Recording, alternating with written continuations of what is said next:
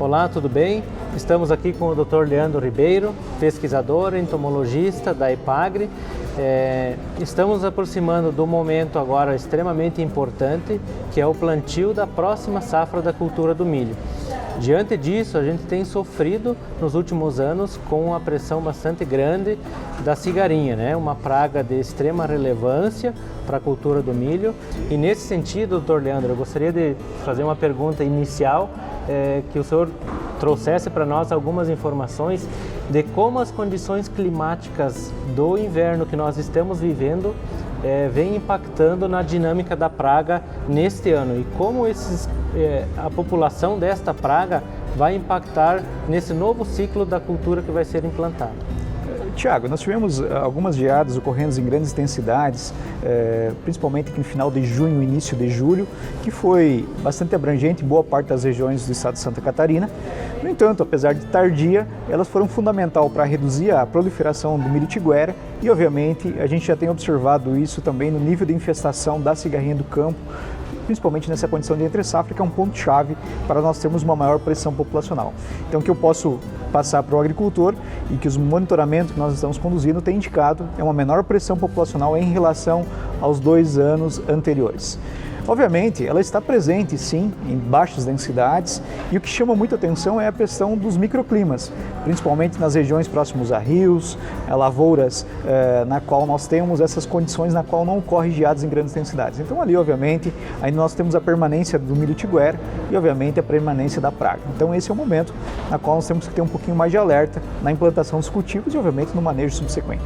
A cigarinha, ela consegue sobreviver somente na cultura do milho ou ela consegue sobreviver em plantas beira de mato, outras culturas também ela consegue se adaptar?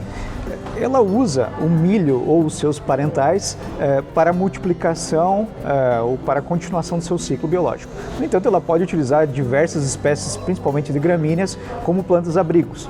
Então, nesse caso, ela pode sim estar se alimentando em plantas de capoeira, em plantas de cobertura, essas gramíneas que nós utilizamos. No entanto, ao se alimentar dessas plantas que não são adequadas para a sua reprodução, ela tem uma redução na sua longevidade.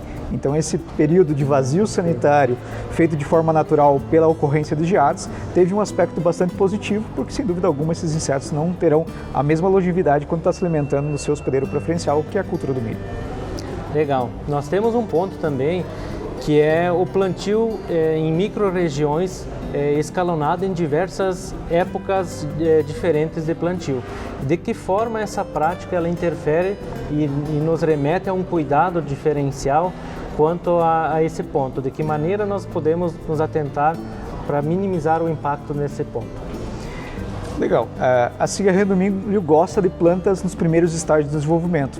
Então, essa condição na qual nós temos esses mosaicos produtivos com semeaduras desincronizadas favorece muito a praga dispersando de lavoura em lavoura e a cada dispersão que ela vai ocorrer, a cada passeio que ela dá entre os vizinhos, ela acaba aumentando a disseminação das doenças que ela atua como inseto vetor.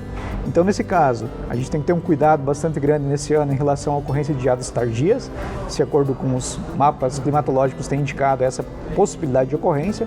Então, a gente alerta o produtor para que busque fazer dentro de um contexto regional, dentro de microbacia, uma semeadura muito mais sincronizada, porque isso vai ter um aspecto na diluição da população entre as lavouras, a evitar que nós tenhamos esses saltos, essa dispersão da cigarrinha lavoura a lavoura e também a ocorrência de um manejo mais uniforme. Quando nós tivemos a adoção de um manejo mais regionalizado, nós temos uma queda na população em virtude dessa adoção, dessa prática sincronizada de manejo. São vários pilares que compõem o manejo dessa praga tão importante, né? Então, considerando o momento que nós estamos vivendo agora, onde o agricultor já fez o manejo de plantas guachas, né? Já definiu o híbrido a ser plantado, aí um híbrido com uma boa tolerância ao complexo de enfesamentos, né? Uma dessecação antecipada, daqui a pouco bem realizada, né? E o plantio vai acontecer agora muito próximo, né? Quais são os próximos passos que o agricultor deve se atentar, pensando em dar sequência nesse manejo da cigarinha?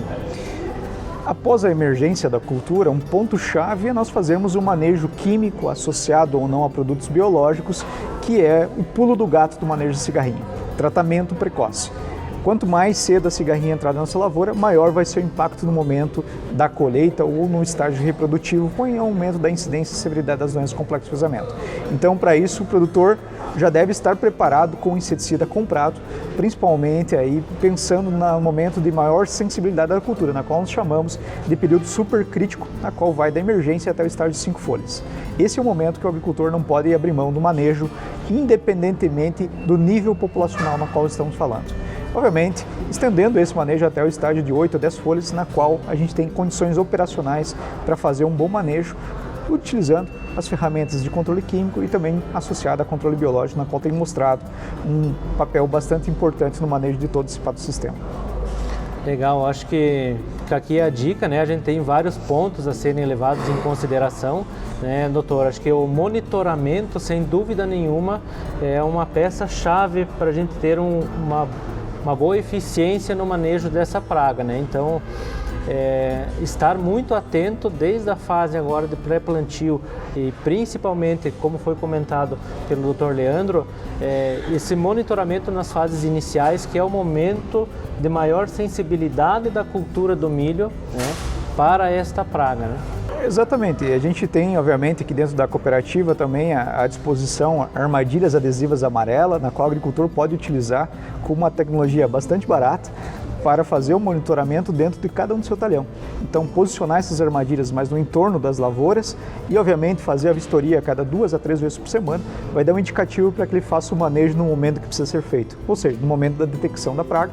Afinal, é um inseto na qual nós temos o processo de alimentação de meia até 6 horas, dependendo muito do patógeno, a inoculação ou a transmissão desses patógenos, na qual depois nós não temos muito o que fazer. Então, fazer o manejo no momento que precisa e utilizando essas ferramentas de monitoramento que estão disponíveis muito barata aqui dentro da cooperativa, vai ser um ponto chave para o sucesso da cultura, obviamente, e de todo o manejo fitossanitário, principalmente ligado à cigarrinha do milho. Dr. Leandro, gostaria já de agradecer a sua disponibilidade para estar aqui junto conosco, levando algumas informações extremamente pertinentes para os nossos associados e clientes. E eu gostaria que o senhor deixasse uma mensagem final, né, de manejo para essa praga que a gente está aprendendo a conviver com ela, né, de difícil controle, porém que é sim possível a gente produzir milho ainda buscando altos tetos produtivos e convivendo com essa praga. Sem dúvida, Tiago, esse é um problema que está de longa data no país, mas que a partir da safra 2021 tomou uma proporção e uma intensidade aqui em Santa Catarina na qual nós não esperávamos.